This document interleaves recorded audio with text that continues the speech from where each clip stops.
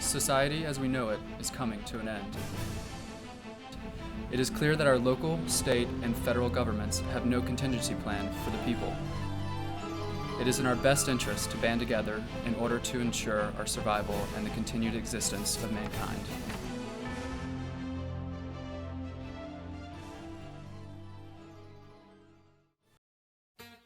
Saskatchewan, a Canadian province with a sparse population of roughly 1.1 million people, an eighth of the inhabitants of New York City.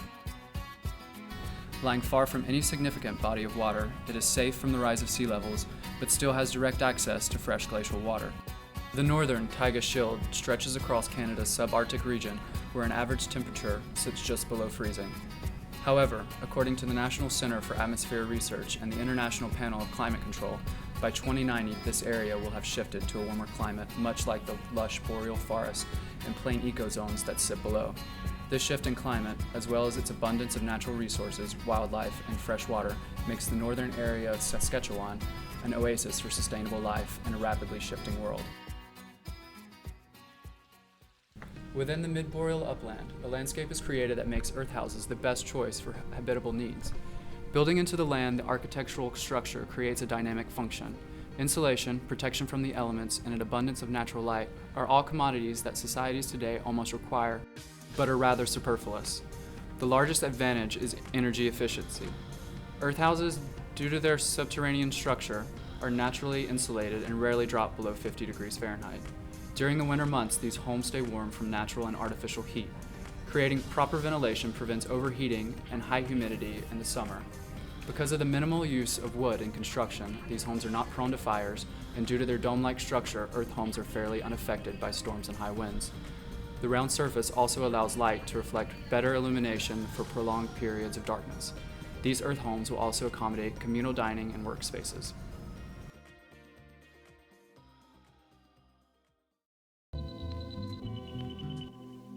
With a warmer climate taking control over the area, the ice begins to melt, supplying the community with an abundance of fresh water.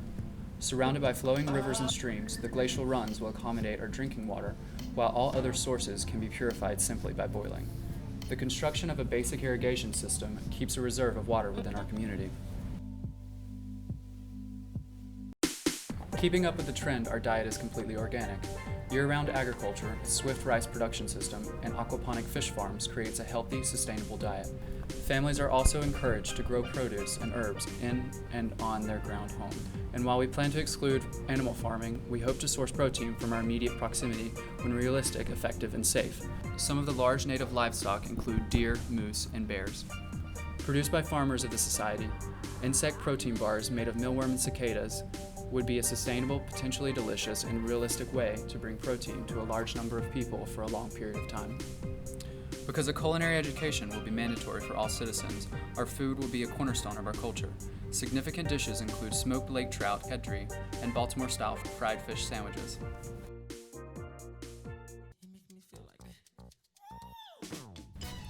With the peatlands accounting for nearly 7.5% of the region of Saskatchewan, peat is the obvious choice for our energy needs. While some level of controversy surrounds the sustainability of peat, as it is currently harvested across Canada, peat bogs grow 70% more peat moss each year than is harvested, which, considering the size of our community and the fact that most of the energy needs will involve heat and cooking, is reasonably sustainable. However, for everyday tasks, the abundance of kindling, flint, and steel should more than meet our limited needs for fire.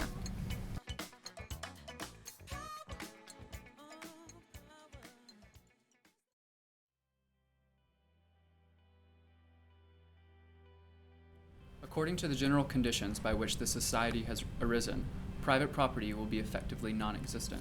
The demand for housing, food, and other necessities will be more easily met through communal solutions.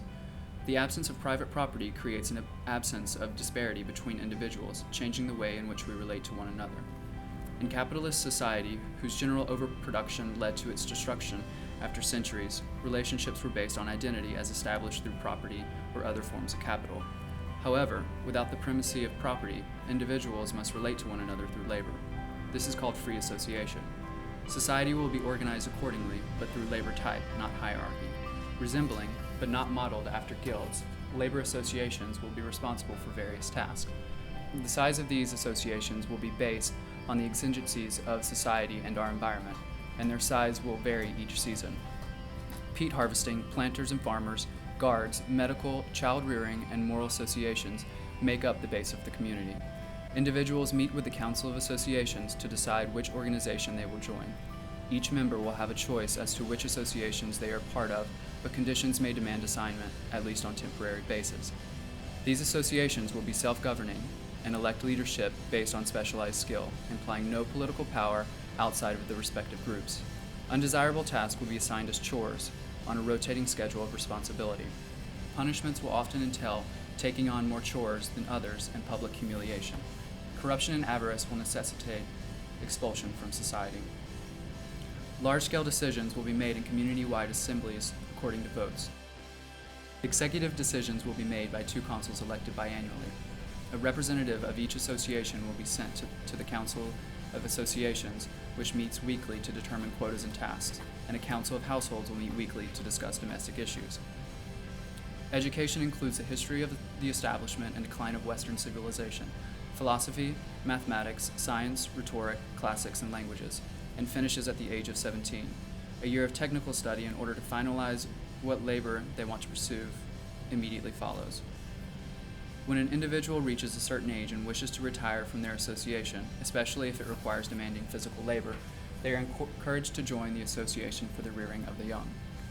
The population goal will be around 2,000 adults. Couples may have 2 to 3 children contingent on disease and fatalities in order to keep the population and society stable. Welcome home.